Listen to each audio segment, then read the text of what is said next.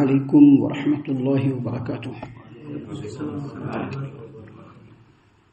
اعوذ باللہ السمیع العلیم من الشیطان الرجیم من ہمزہ ونفخہ ونفثہ، بسم اللہ الرحمن الرحیم۔ وأوحینا إلی موسیٰ ان اسر بعبادی انکم متبعون وأوحینا إلی موسیٰ ان اسر بعبادی انکم متبعون فأرسل فرعون في المدائن حاشرين إن هؤلاء لشرذمة قليلون وإنهم لنا لغائظون وإنا لجميع حاضرون فأخرجناهم من جنات وعيون وكنوز ومقام كريم كذلك وأورثناها بني إسرائيل۔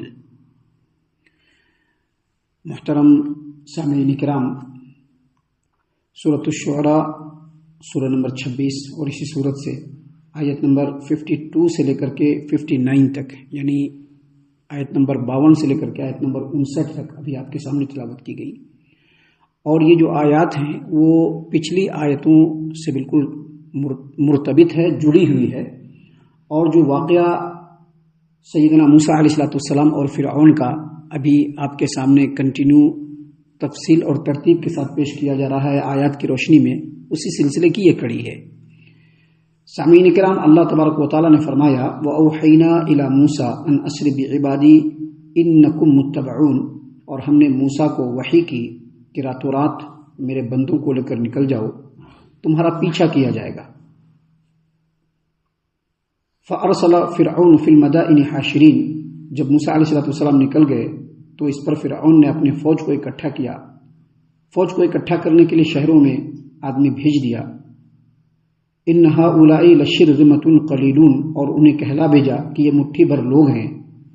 وانہم لنا لغائظون، اور یہ ہمیں غصہ چڑھا رہے ہیں۔ وانا لجمیع حاضرون، اور یقیناً ہم ایک مسلح جماعت ہے، یعنی مسلح لشکر ہیں۔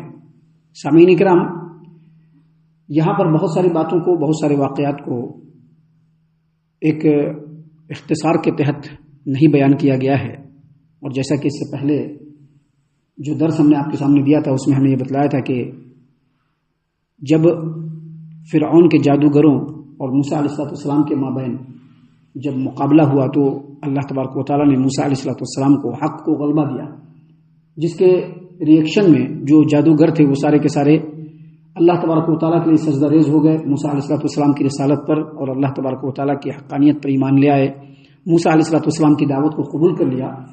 تو فرعون نے ان لوگوں کو دھمکی دیا۔ دھمکی کیا دیا؟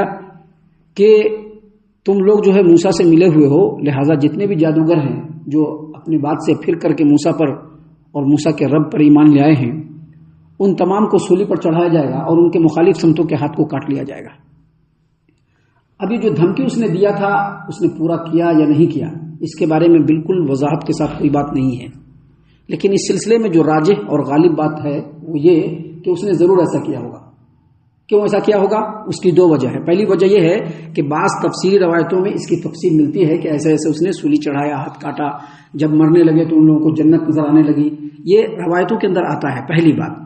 دوسری بات، یہ اس دنیا کے اندر باطل پرستوں کی عادت رہی ہے کہ جب وہ اپنے باطل پرستی کے اوپر بالکل اڑ جاتے ہیں، اکڑ جاتے ہیں، اور حق کا حامل جو انسان ہوتا ہے ان کے سامنے جب باتوں کو دلائل سے پیش کرتا ہے، اور جب ان دلائل کا کچھ جواب ان لوگوں کو بن نہیں پڑ پاتا ہے تو تشدد پہ آمادہ ہو جاتے ہیں، یا اوچھے حرکتیں اور ہتھ کنڈے اختیار کرنا شروع کر دیتے ہیں تاکہ جو حق پرست ہے، جو حق بات کو لوگوں کے سامنے پھیلا رہا ہے، کیسے بھی کر کے اس کو ڈیمیج کیا جائے۔ اور یقیناً اس نے ایسا کیا ہوگا۔ لیکن جب یہ سارا معاملہ ہو گیا تو اس کے بعد موسیٰ علیہ السلام بنی اسرائیل کے درمیان بہت دنوں تک رہے، مصر میں بہت دنوں تک رہے، دعوت و تبلیغ کرتے رہے، فرعون کو بھی سمجھاتے رہے، بہت سارے معاملات ہوئے۔ اسی دوران بہت سارے بنی اسرائیل کے جو لوگ تھے وہ لوگ موسیٰ علیہ السلام پر ایمان لے آئے۔ جب بنی اسرائیل کے لوگ موسیٰ علیہ السلام کے اوپر ایمان لانا شروع کیے تو پھر سے فرعون نے وہی حکم لگایا جو پہلے لگایا تھا۔ کیا حکم لگایا؟ کہ بنی اسرائیل کے جتنے بھی پیدا ہونے والے لڑکے ہوں گے ان کو قتل کر دیا جائے اور لڑکیوں کو چھوڑ دیا جائے، تاکہ اس طرح سے دھیرے دھیرے بنی اسرائیل کی نسل کو ختم کر دیا جائے۔ لیکن دنیا میں ہمیشہ ایسا ہی ہوا ہے کہ انسان کچھ اور سوچتا ہے اور اللہ تبارک و تعالیٰ کی مرضی اور مشیت کچھ اور ہوتی ہے. یہ اللہ تبارک و تعالیٰ کی سنت رہی ہے. اللہ نے قرآن کریم میں فرما دیا ہے وما تشاءون الا ان یشاء اللہ رب العالمین، تمہارے چاہنے سے نہیں ہوتا ہے، جو رب العالمین چاہتا ہے وہی ہوتا ہے. تو ادھر فرعون نے یہ ساری چیزیں کی، لیکن اس کو پتہ نہیں تھا کہ اس کے نتائج کچھ دوسرے بھی ہو سکتے ہیں. اور عموماً جب حق کو دبانے کے لیے مختلف ہتھ کنڈے اختیار کیے جاتے ہیں تو حق جو ہے وہ اپنے جڑ کو اور مضبوط کرتا ہے اور مضبوطی سے سامنے کھڑا ہو جاتا ہے. اور ایسے ہی ہوا. صرف بنی اسرائیل کے لوگ نہیں، فرعون کے آل میں سے اور ان کے قوم کے لوگوں میں سے بھی بہت سارے لوگ چوری چھپے ایمان لے آئے، جس کا ذکر آگے کہیں پر اللہ تبارک و تعالیٰ نے کیا ہے. سورۃ المومن میں اس کا ذکر ہے جو ہم وہاں پر بیان کریں گے 24ویں پارے کے اندر. وہاں پر اللہ نے اس بات کا ذکر کیا ہے کہ بہت سارے جو فرعون کے قوم کے لوگ تھے وہ لوگ بھی چوری چھپے ایمان لے آئے. جب یہ ساری چیزیں ہو رہی تھی اور فرعون دن بدن ظلم و ستم ڈھاتا جا رہا تھا تو اللہ تبارک و تعالیٰ نے سیدنا موسیٰ علیہ السلام کے اوپر وحی کی کہ اللہ نے فرمایا وَأَوْحَيْنَا إِلَى مُوسَىٰ أَنْ أَسْرِ بِعِبَادِي إِنَّكُمْ مُتَّبَعُونَ، ہم نے موسیٰ کو وحی کی کہ راتوں رات میرے بندوں کو لے کر کے نکل جاؤ، تمہارا پیچھا کیا جائے گا. تمہارا پیچھا کیا جائے گا کیا مطلب؟ تم کو بہت ہی ہوشیاری سے نکلنا ہے، اور جب ایک بار نکل جاؤ تو پھر رکنا نہیں ہے، بلکہ تیزی سے اس ملک کی سرحد کو یعنی مصر کے ملک کی سرحد کو پار کر جانا ہے. موسیٰ علیہ السلام راتوں رات بنی اسرائیل کو لیے پوری پلان ہوئی. پوری پلاننگ کے بعد بنی اسرائیلوں کو لے کر کے نکل گئے. جتنے بھی ایمان لانے والے تھے سب کو لے کر کے نکل گئے موسیٰ علیہ السلام. جب موسیٰ علیہ السلام بنی اسرائیلیوں کو لے کر کے نکل گئے تو فرعون سرپٹا گیا. کیوں سرپٹا گیا؟ اتنے دنوں سے غلام بنا کر کے رکھا تھا، اب موسیٰ آیا اور لے کر کے بھاگ رہا ہے اپنے قوم کے لوگوں کو. سرپٹا گیا، غصے میں بھر گیا. اب اس کے پاس پاور تھا، ہولڈ تھا، سارے ملک پر حکمرانی تھی. فوراً اس نے جو ہے تمام جو ہے چیزوں کو حرکت میں لا دیا. اللہ تبارک و تعالیٰ نے فرمایا کہ فَأَرْسَلَ فِرْعَوْنُ فِي الْمَدَائِنِ حَاشِرِينَ، شہروں کے اندر اس نے لوگوں کو بھیج دیا. کیوں بھیج دیا؟ کہ جتنے بھی لوگ ہیں سارے لشکر کو ایک جگہ جمع کر دیا جائے، سب لوگ مسلح ہو کر کے جمع ہو جائیں. آگے کہا اللہ تبارک و تعالیٰ نے اِنَّ هَؤُلَاءِ لَشِرْذِمَةٌ قَلِيلُونَ، فرعون نے کہا کہ یہ مٹھی بھر لوگ ہیں جو ہم سے بچ کر کے بھاگے جا رہے ہیں. آگے کہا وَإِنَّهُمْ لَنَا لَغَائِظُونَ، یہ مٹھی بھر جو لوگ ہیں ہم لوگوں کو غصہ دلا رہے ہیں. ہم لوگ اتنی بڑی جماعت ہے اور ہم لوگوں کے پاس پورا پاور ہے، ہولڈ ہے، اسلحہ ہے، سب کچھ ہے، اور ہمارے مقابلے میں یہ نہتھے لوگ، گرے پڑے لوگ ہم لوگوں کو غصہ دلا رہے ہیں اور بھاگے جا رہے ہیں. مزید اس نے کہا وَإِنَّا لَجَمِيعٌ حَاضِرُونَ، اور ہم لوگ ایک مسلح جماعت ہیں جو کبھی بھی ان لوگوں کے اوپر ہاتھ ڈال کر کے ان کو اپنے شکنجے میں لے کر کے ان کو ان کے انجام تک پہنچا سکتے ہیں. لہذا سارے لوگ جمع ہو جائیں، ان کا پیچھا کرنا ہے، ان کو پکڑنا ہے، ان کو گرفتار کرنا ہے اور ان کو ان کے انجام تک پہنچانا ہے.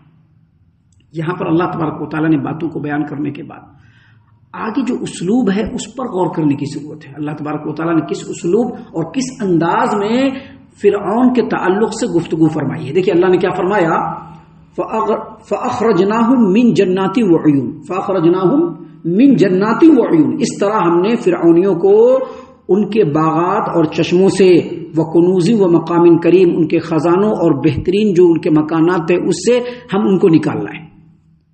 کہاں سے نکال لائے؟ ان کے بہترین باغوں سے نکال لائے، ان کے خزانوں سے نکال لائے، ان کے جو لگژریس جو اس وقت کے گھر تھے ان گھروں سے ان کو نکالنا ہے. کیا مطلب اس کا؟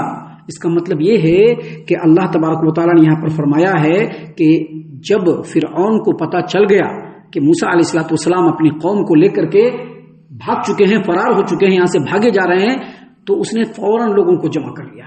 جمع کرنے کے بعد موسیٰ علیہ السلام اور بنی اسرائیل کا پیچھا کرنا شروع کر دیا. مقصد کیا تھا؟ مقصد یہ تھا کہ یہ مٹھی بھر لوگ ہیں، ان کو پکڑ لیں گے، پکڑ کر کے گرفتار کر کے لے آئیں گے اور جو مخالفت پر آئے گا سب کو قتل کر دیں گے، باقی کو پھر سے غلام بنا لیں گے. یہی اس کا انٹینشن تھا. یاد رکھیے جتنی بھی حکومت کے بھوکے اس روئے زمین پر گزرے ہیں یا آئیں، ان کی بس ایک ہی چاہت ہوتی ہے، جو سر اٹھائے ان کے سر کو قتل کر دو اور قلم کر دو، اور جو باقی بچے ان کو غلام بنا کر کے رکھنا. یہ ایک زمانے سے لوگوں کے اندر یہ بھوک اور یہ روایت چلی آتی رہی ہے، اور یہی چیز فرعون کے اندر بھی تھی. اس نے کیا سوچا کہ سارے لوگوں کو پکڑ لیں گے، گرفتار کر لیں گے، جو سر اٹھائے گا اور مقابلے پر آئے گا ان کو قتل کر دیں گے، باقی کو غلام بنا لیں گے. لیکن ان کو یہ نہیں پتا تھا کہ اپنے جن باغوں کو، جو خوبصورت باغ ہیں، اپنے جن خزانوں کو جس کو ان لوگوں نے جمع کر کے رکھا ہے، اور اپنے جن محلوں کو ان لوگوں نے چھوڑا ہے اور چھوڑ کر کے پیچھا کرنے کے لیے جا رہے ہیں، اللہ نے مقدر میں لکھ دیا کہ اب وہ دوبارہ ان کو دیکھ نہیں پائیں گے۔ سوچ لیجئے، بس اتنی ہی ہے زندگی انسان کی۔ زندگی کی انسان کی بھاگ دوڑ تو بہت زیادہ ہے، انسان تو بہت کچھ سوچنے لگتا ہے، لیکن فرعون اپنے محل کو چھوڑ کر کے نکلا، فرعون اپنے خزانوں کو چھوڑ کر کے نکلا، فرعون اپنے باغوں کو چھوڑ کر کے نکلا، اپنے طاقت کے نشے میں چور تھا کہ جا کر کے پکڑ کے لے آئیں گے، لیکن اس کو یہ نہیں معلوم تھا کہ جن محلوں کو وہ چھوڑ کر جا رہا ہے، جن باغوں کو وہ لوگ چھوڑ کر کے جا رہے ہیں، جن لگژریس بنگلوں کو وہ چھوڑ کر کے جا رہے ہیں، جن خزانوں کو وہ چھوڑ کر کے جا رہے ہیں، دوبارہ اب ان کو دیکھنا نصیب نہیں ہوگا۔ ان لوگوں کا ارادہ اور انٹینشن کیا تھا کہ جا کر کے بنی اسرائیلیوں کا شکار کر لیں گے، لیکن ان کو یہ نہیں پتا تھا کہ موت کے ہاتھوں وہ خود شکار ہونے والے ہیں۔ اللہ نے اسی بات کو یہاں پر بیان فرمایا، اور پھر آگے اللہ نے فرمایا کذالک وأورثناها بنی اسرائیل، اور اس طرح ہم نے بنی اسرائیل کو ان تمام چیزوں کا وارث بنا دیا۔ آج کسی کے پاس کچھ ہے تو یہ نہیں سمجھتے کہ ہمارا ہے، کب ہم سے چھوٹے گا اور دوسرا اس کا وارث بنے گا ہمیں نہیں پتا ہے۔ واقعہ بیان کیا جا رہا ہے بنی اسرائیل کا، فرعون کا، لیکن واقعے کے اندر جو نصیحت ہے وہ ہر انسان کے لیے ہے کہ جو کچھ ان کے پاس ہے وہ یہ نہ سمجھے کہ ان کا ہے، کب ان سے چھوٹے گا اور دوسرا وارث بنے گا ان کو پتہ نہیں ہے، پھر اس وارث سے دوسرا وارث بنے گا، پھر اس سے تیسرا وارث بنے گا، اور پھر بعد میں سب چیزوں کا وارث کون بن جائے گا؟ اللہ تبارک و تعالیٰ، کیونکہ سب اللہ تبارک و تعالیٰ کا ہے۔ سامعین اکرام، ابھی آگے واقعہ اور بھی بیان ہوا ہے جس کو اللہ تبارک و تعالیٰ نے تفصیل سے ہمارے سامنے بیان فرمایا ہے، جس کو انشاءاللہ کل ہم آپ کے سامنے اسی درس میں پیش کریں گے۔ ہم اللہ سے دعا کرتے ہیں کہ اللہ تعالیٰ ہم تمام کو ان تمام باتوں کے اوپر خوب غور و فکر اور تدبر کرنے کے ساتھ ساتھ ان باتوں پر عمل کرنے کی بھی توفیق عنایت فرمائے، آمین۔ اللہ تعالیٰ ہم تمام کو صحیح معنوں میں پکا سچا مومن مسلمان بنائے، اللہ اور اس کے رسول صلی اللہ علیہ وسلم کی اطاعت و فرما برداری کرنے والا بنائے، صحابہ کرام رضی اللہ عنہم کے طریقے پر چلنے والا بنائے، جنت الفردوس میں جگہ عطا فرمائے۔ اے اللہ ہم تمام کو جہنم سے پناہ دے، اے رب العالمین ہم تمام کو جہنم سے پناہ دے، اے مالک الملک ہم تمام کو جہنم سے پناہ دے، آمین یا رب العالمین۔ وما علینا الا البلاغ المبین۔ تبارك الذي نزل الفرقان على عبده ليكون للعالمين نذيرا